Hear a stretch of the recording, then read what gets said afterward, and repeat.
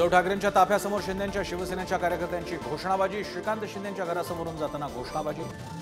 ठाकरेंची डोंबिवलीत भर पावसात सभा। भाजपनं निर्दयी न होता मोदींना थोडी विश्रांती द्यावी, उद्धव ठाकरेंचा हल्लाबोल। 4 तारखेनंतर टरबुजाचे भाव उतरणार, नाव न घेता फडणवीसांना टोला। नाशिकमध्ये ठाकरेंची शिवसेना आणि शिंदेंची शिवसेना आमने सामने। मुख्यमंत्र्यांच्या रॅलीला विरोध करत ठाकरेंच्या शिवसेनेनं दाखवली मशाल, धनुष्यबाण दाखवत शिंदेंचंही प्रत्युत्तर।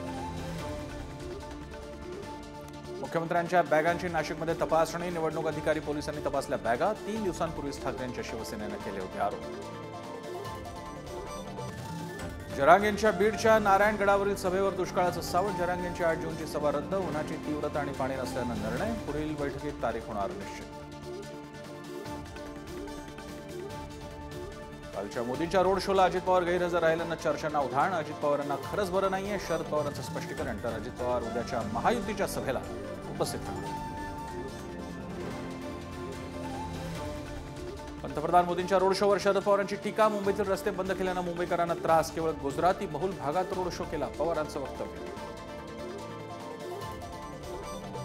महाराष्ट्रातील काही जिल्ह्यांमध्ये अवकाळीचा तडाखा। कोकणात आज आणि उद्या येलो अलर्ट जाहीर।